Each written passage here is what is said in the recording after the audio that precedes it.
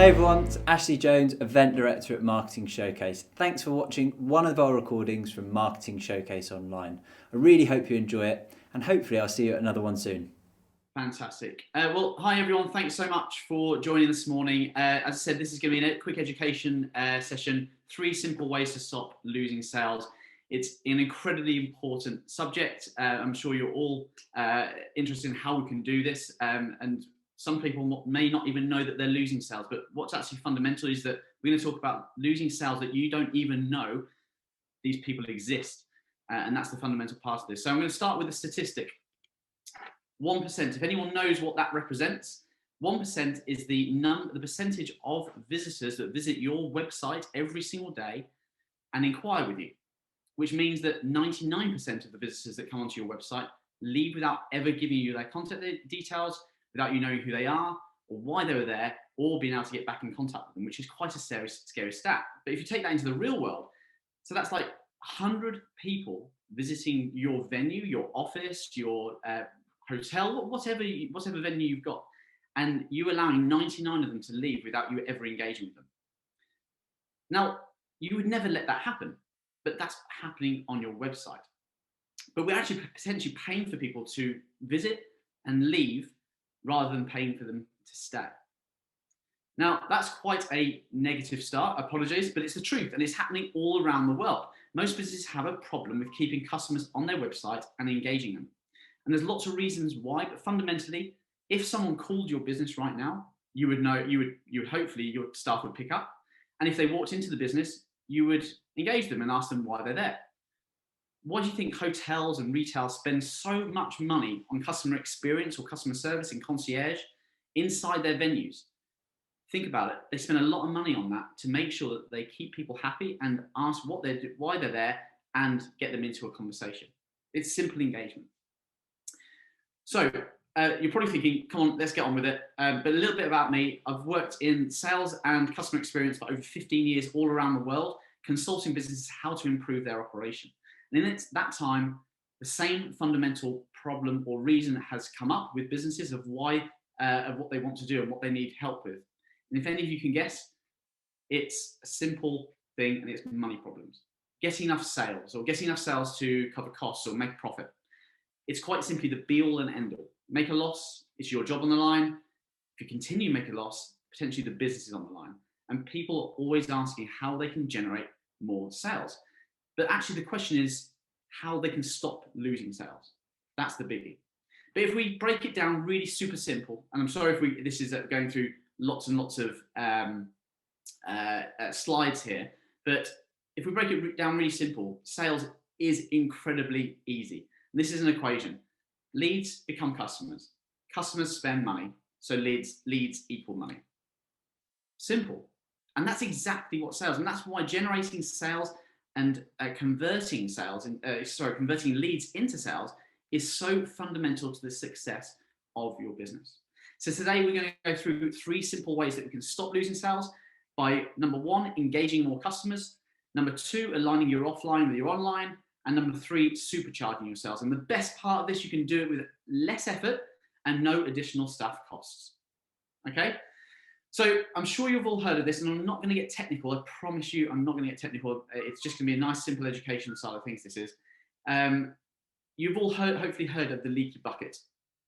The leaky bucket essentially states that people come to your website, or they come to your business via phone or by email or walk-ins to your business, and naturally you lose those customers to competition or price or other variables. But there's actually a more significant fundamental reason behind this theory. And as I said, I'm not going to get technical here. I'm going to break it down really simply. But the reasons, you can actually control the size of those holes in your bucket and the number of them. Now, naturally, the automatic response is if you are losing sales by organic traffic of people coming to your website or coming to the business, and you're losing them, your automatic response is, let's drop the price, or drop the price of our products, or whatever that is. And hopefully you all know that isn't really the way to do it, because you're devaluing your product and you're potentially going into a price war with your competitors, which we don't want to do. But the next thing is to think about is, let's invest in marketing. Now, this is going to sound really silly for a marketing business like we are, like VOOBA are, to start saying that this is the wrong thing to do. Marketing is required. But the problem is if you're throwing paid marketing at a funnel or a sales process that is leaking sales, then you're wasting money. If we take that into the real world, if you had a leaky bucket in your back garden and you filled it with more water, it would still keep leaking and actually leak more. You wouldn't do it. You would fix the holes and you would then pour more water in. And it's essentially what we're going to do today. We're going to fix those holes really quickly, really simply, so that you can invest in things like marketing, which will become more effective and get more return for your investment. Really simply, there are two holes in business. As I said, you could go on Google and look at this, look at the leaky bucket theory, and you would come across so many technical reasons and explanations. I'm going to break it down really simply for you. There are two main holes: your inquiry process and your sales process. Your inquiry process essentially when someone lands on your website and they want to inquire with you. It's pre-conversation with the customer. Whereas your sales process is when someone's actually given you their details, and it's the process in which you want to convert them into giving you money. Really simple. So we're going to go through those today. So let's concentrate on the first hole, your inquiry process, and how you're losing sales before you even get the chance to speak to them. And in fact, as I said earlier, before you even know that those people exist. So I'm going to take you on a theoretical journey of someone inquiring at your business. Now, this may not resonate with all of you because it's impossible to get every single service, but one of the big things that we're talking about at the moment in the press because of COVID are weddings. You know, people are trying to getting engaged, but they can't get married because of the numbers. Now, let's take a theoretical journey of a a couple who've just been engaged and want to inquire or book their wedding at a venue. So meet Brenda and John. They've recently engaged. They both live in the area and want to book quickly. We've got a few options and they're ready to commit. So they've got what, £15,000, £20,000 sitting in their back pocket or their parents' back pocket probably, providing they get a great customer experience or great experience and they're ready to buy with you. So let's say they rock up to your wedding venue or your hotel or golf club or whatever that is. They turn up in the car park, they walk through the front doors, they walk into the bar, they walk into the function rooms, they look at the full venue, look at even the hotel rooms and things like that, without anyone actually coming up to them, engaging them, asking why they're there. Finally, they go through a few more rooms and stumble upon a desk right in the corner with a sign saying, "Wedding inquiries here," with a form to fill out with a few details, which says name, email, message, a few other details. Post it in a box in another room, go home, and we'll call you when it suits us. And I'm sure you think that is a nightmare, and you'd hope that nightmare scenario isn't happening at any venue at all. But think about all of the effort that you've trained your staff to deliver that great customer experience, and whether that's for weddings or for any other product or service that you offer. You imagine that a customer had to go through that exact same process in person or on the phone. Realistically, it wouldn't happen, but I'm sorry to say that's happening at 4 out of 5 businesses across the UK. And it's not happening on the phone, it's not happening in person, it's happening on their website.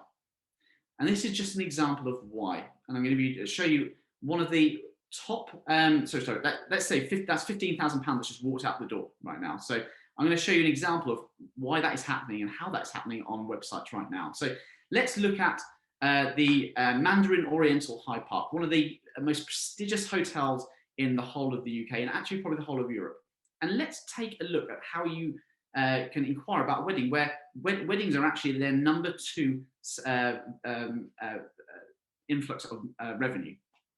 So you go onto the website and immediately it's hotel, hotel, hotel, all about the hotel, all about the rooms, all about the suites, nothing about weddings at the moment.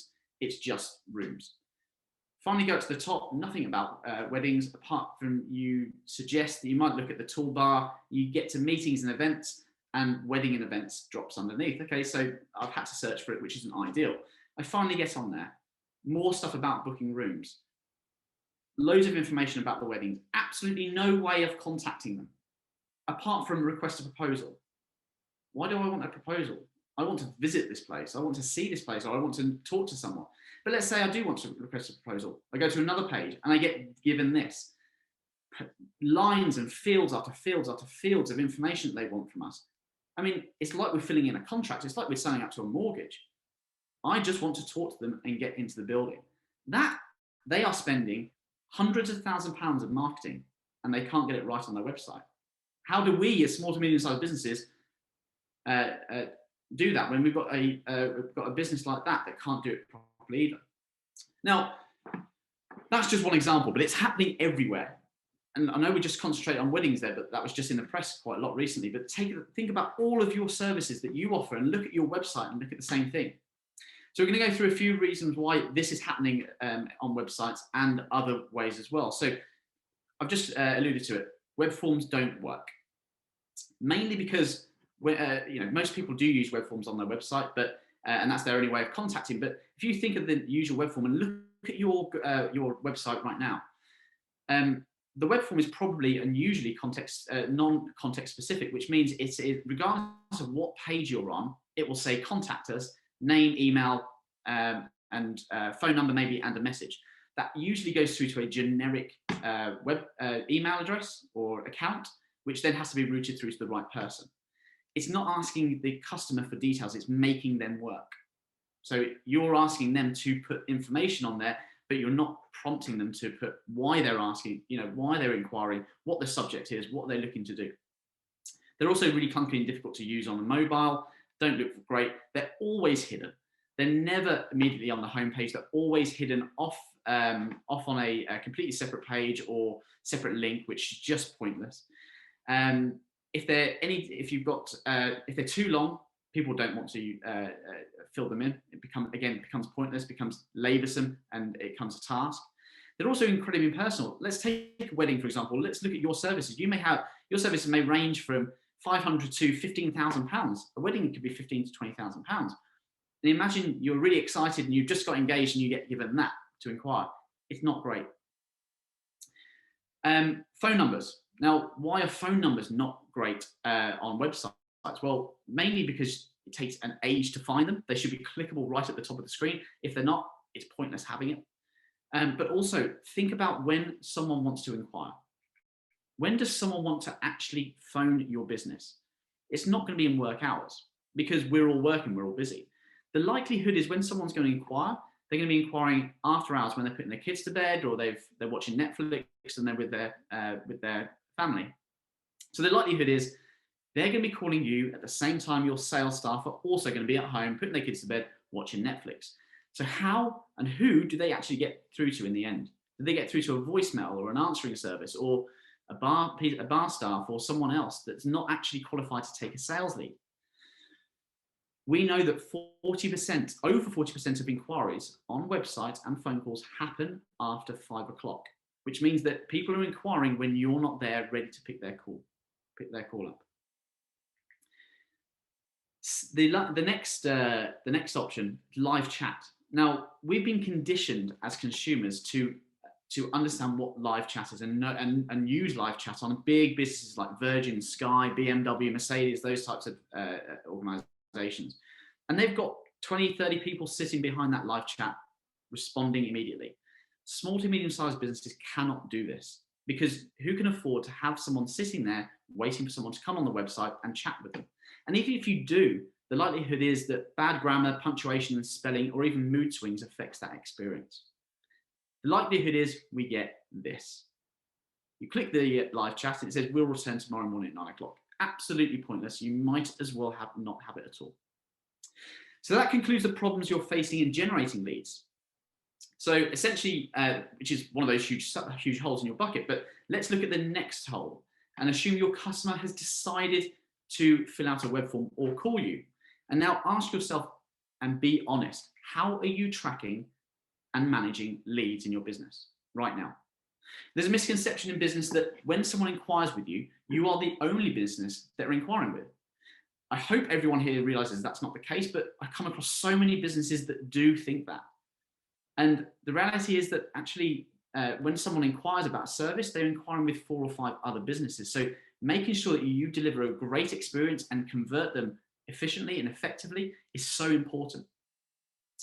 And essentially, that's why it's so important that the sales process is handled correctly. Let's get one thing straight, and this is really important. A customer does not buy solely on price. In fact, that's probably the lowest variable in their sales thought process of why they want to buy with you. They want to know that you're going to be handling them in the most efficient and proactive way possible. Price will come at the end. It's not always about price. Now, does your sales system look like this? Sticky notes and post-it notes all over the place, or complex, horrible Excel spreadsheets? Think to yourself, how when an inquiry comes in, who does it go to? How does it actually get there? As I said, does it go into a central email address and then get routed? How are your staff remembered to follow up potential leads? And how long does it take for your customers to receive a reply from your sales team? So if someone is inquiring after hours, you're talking about 12 to 15 hours before your staff member is going to get back to them. And the likelihood is they're going to be going to your competitor at the same time, and whoever responds quicker is going to be further down that sales cycle than you are. Now, and as an owner and manager, do you have control? Do you know what is going on in the business? Do you know how your sales staff are performing and how your marketing team is performing? Do you know if they're getting back to people? Do you know what your conversion percentages and things like that? Now, this seems really technical, but there are systems out there that deliver this information to you at the click of a button. I'm not talking about CRM. A CRM stands for customer relationship management. We're not talking about customers here, we're talking about prospects. So this is pre-CRM stuff. Okay, so you're probably thinking, get on with it. I want to know how. You've told me why. I want to know how exactly I can stop losing sales. And that's what we're going to go into now. As I said, I know I spoke for 16 minutes on why you're losing sales. I'm going to talk about how, and we're going to go through those simple 3-step plans. So I cannot emphasize though, when we go into this, if you take just a few of these nuggets today, you will plug the gaps in that leaky bucket. I promise you. So number 1, engage more customers. You're probably thinking, how the hell do I engage people online automatically when I don't know they're there? And you're absolutely right, but there are some really easy fixes. I'm going to go through those right now. So number 1, showcase your services. We just looked on the Mandarin Hotel. Weddings are a massive piece of business there, but I had to search and look really, really deep into their website to understand they offer a wedding. Now, there's a theory called the journey of the click. Again, I'm not going to get technical here, but it's the number of clicks a customer actually takes to get to your business. Hopefully, you know that people don't just open their browser up and start typing your web address in. The likelihood is they go into Google, they search for a service, and they come across your website. They have clicked 5 or 6 times before they actually get to your page and decide to contact you. At that point, they're fed up, they're bored, they don't like clicking. Customers are lazy nowadays. Unfortunately, that's the way we are. So you need to stop them clicking. And if you hide your services, they will assume you don't offer that service and go elsewhere. It's a lot easier to click the back button on your browser than it is to click on all your different tabs to see if you offer a service. Remember, this customer has never seen your website. So when you look at your website, you look at it and go, wow, it looks lovely, it looks fantastic, I know exactly where I'm going. Your customers don't. So you need to look at your website and look at it in essentially as a complete novice that you've never been there before, and put your sales glasses on. Number 2, don't hide your route to contact. Don't make people have to click links and go onto different pages to make contact with you. It just doesn't work. And make sure that they are, when you do get in contact with someone, that they are context specific. What I mean by that is that when someone does land on a page or land on a wedding page or your services, that they have a clear call to action to contact you, and it's on that page. They can fill out the information on that page without having to go onto a different link. And make sure that that form, if you're going to use forms, it goes to the right person in the business immediately. Because if it doesn't, the customer doesn't really know what information you need to give. Prompt them on the information that you desperately need. Number 4, clear calls to action. What I mean by clear call to action is that most websites, and I guarantee that half the people in this webinar will have on their website, inquire or contact us. And that is it. Think about your services. Can people buy from you over a phone call or via email? Or do they actually need to be in a conversation with you? Or do they need to visit your venue? Or do they need to have a demo? Your call to action should essentially be where you need to get the customer to. And you should need to resonate with different types of customer. Remember, you may have complete novices coming to your business, not knowing at all what they're looking for. They've typed something into Google and you've come across your website, or you may have experts. So you may have people coming in there needing advice. So have options. I need advice. Speak to someone, or book a demo, or speak to an expert, whatever that is. Have different calls to action that resonates with different types of customers. If we go back to the wedding, I'm sorry for focusing on weddings, but if we go back to the wedding example, you cannot sell a wedding by inquiring. You sell a wedding by having a show round, a virtual show round, a booking with the wedding coordinator. So give them options of booking now, booking a show round, booking a virtual consultation, whatever it is. And use free tools like Calendly to do these things. Book it direct into the calendar. It's so simple. There's so many free things out there that we can use. Number 5, speak on the customer's level. This may seem really silly, but having fancy pictures with models all over your website doesn't work. Have real people where they can resonate with those real people, that they may be in construction and you've got real people in construction rather than models doing it. It doesn't work. And number 6, phone system is incredibly important. Do not make people jump through hoops on your phone system. If you have an automated phone system, make sure sales is number 1 or number 2. Do not let them get to number 6 or 7 but by the time they want to talk to a salesperson. So have accounts and general manager and things like that, number 1 and 2. It doesn't work. We know that 50% of leads come in overnight. So the likelihood they will try and call you. So that's how you generate some more sales. And I said, some simple nuggets in there that you can really generate more sales from your website and your phone system. Then you need to align your offline with your online. So once someone has inquired, you need to make it easier to plug that hole of generating sales and actually convert them now. So how can we do this? Number 1, instant gratification. When we send on WhatsApp, we all use WhatsApp. When we send a message on WhatsApp, what do we all look for? We look for those blue ticks, don't we? Those blue ticks tell us that our customer, or sorry, our friend or whoever they are, has read our message. The same thing is when a customer inquires. We see it all the time. They fill in the contact form and silence for 15, 24 hours. Send them automated responses. Every single web service, WordPress or things like that, I've got free add-ons, or your email platform. You can send auto-respond emails to thank them for their inquiry and talk about the next steps. You can do it very simply on a templated version. I tell you, it's instant gratification to the customer to say, this business is dealing with my inquiry. I know what's happening next, rather than silence and not hearing from you for 24 hours. Out of hours calls. If someone is calling, make sure that you've got staff that can capture those details. So prompt call backs are really important, but make sure that every single staff member in the business has a form in which to capture the details professionally so they can deliver it to the right salesperson. It looks professional. Make sure your sales teams are staggered. There's no point of having all of your sales staff doing 9 to 5 because they're working the same hours. People inquire outside of office hours. Have them staggered throughout the day of 7 till 7, for example, or 6 till 8. It means that you'll capture more inquiries and be able to deliver and respond to your customers quicker than your competition. Make sure your sales team are calling back promptly because they are golden nugget sales. Professionalize your responses. So if you do get emails in, you're emailing back, don't make your sales staff type out email responses. Template them. So this is maybe where you have to invest a little bit of money, but get someone, a content writer, to simply write an email for you, follow-up emails that you can template with nice brochures and nice links to your services, whatever that is, but nice templated emails that you can send the click of a button back to the customer without your sales team having to write.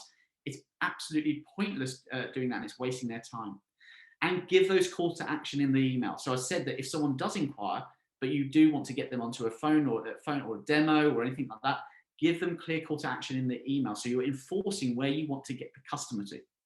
Now there's a theory of 4 when you get in contact with a customer. Theory of 4 states that you should call, email. And if the customer hasn't responded proactively or positively, then you need to put them on the back burner and you can put them onto a campaign through MailChimp or something like that, again, which is free. And you get that system to follow up. Don't waste time with leads that are dead. The theory of 4 works really well.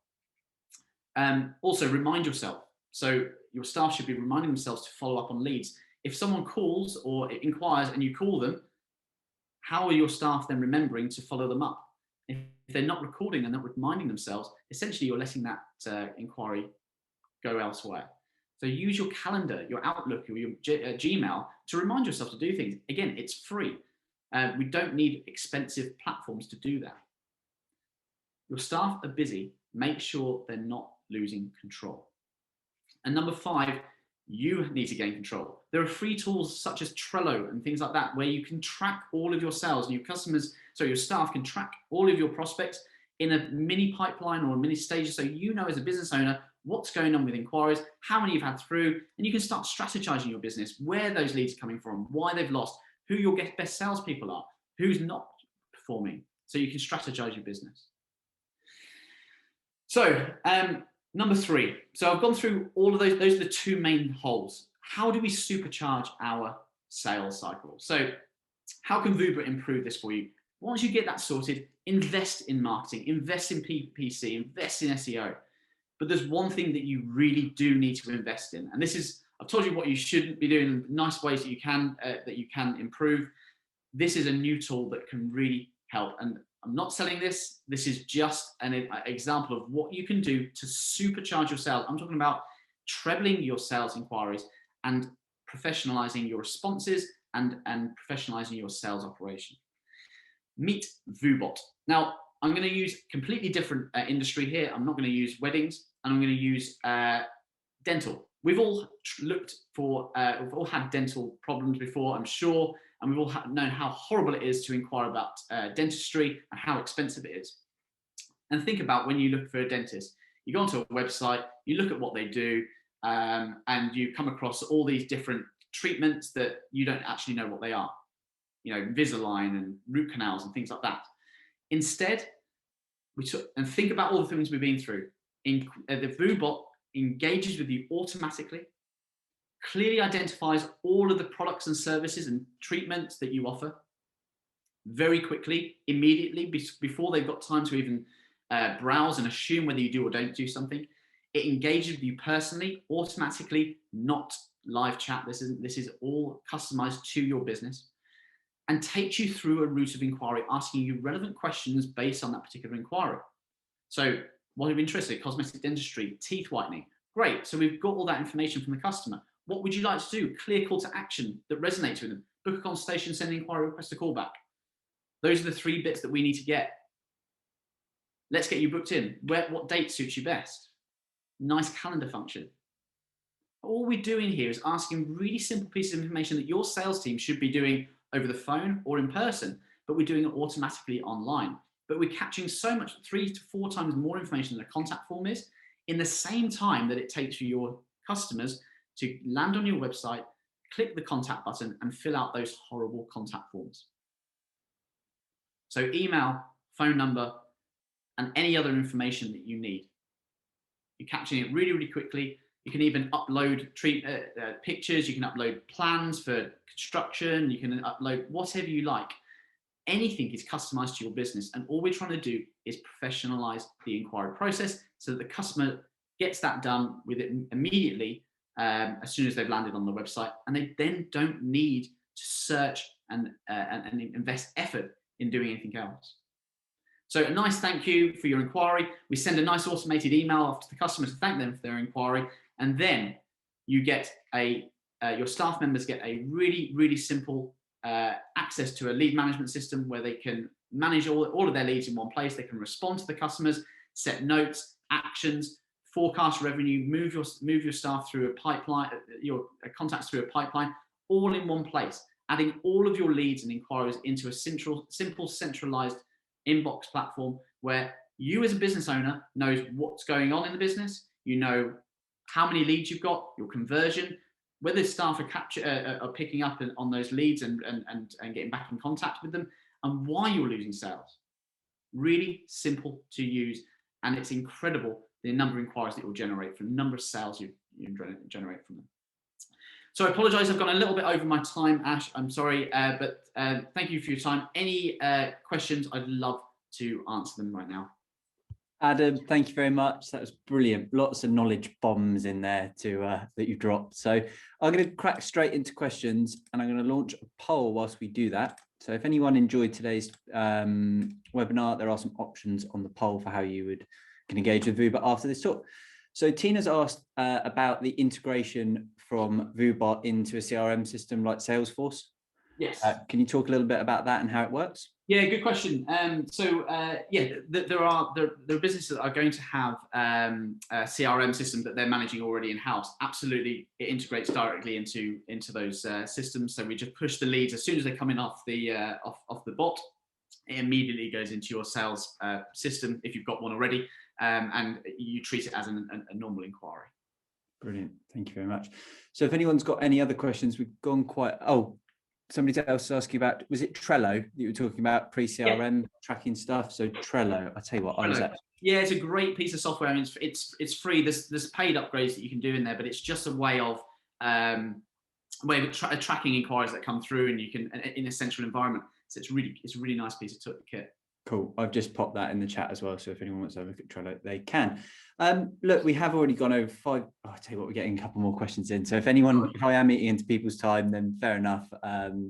We'll leave it there. But Emma's just asked about, this is a really good question, actually.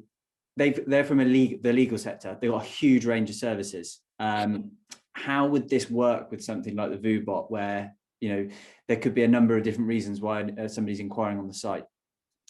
Yeah, it's a good question. I mean, the thing is, when someone, especially from a legal standpoint, we work with quite a few legal businesses, and half the problem is exactly like you said. People normally go there, and well, especially from the customers that we work with, they actually don't know what they want, and they come bombarded with jargon.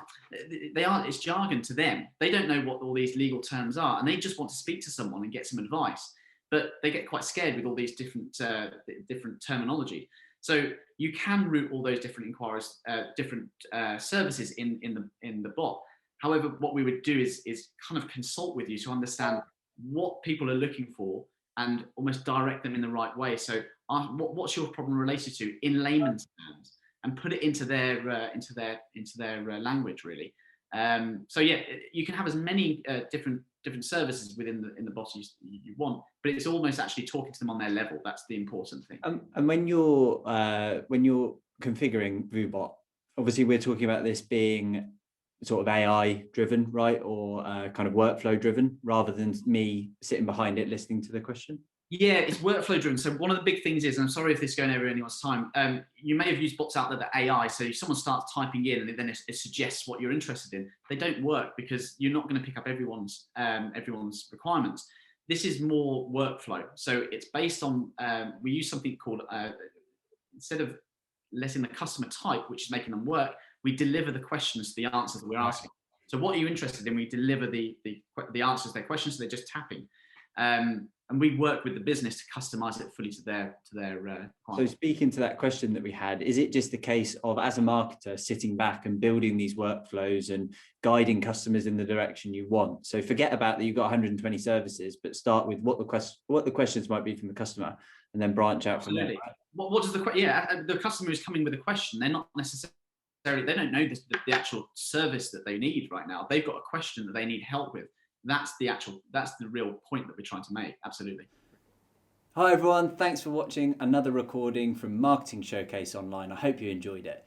Just to let you know, we've got all of the recordings uploaded to our brand new YouTube channel, so go over there and check it out if you want some more great content. We run these events once every month, free of charge, so head over to our website to grab tickets for next month's event. I look forward to seeing you there.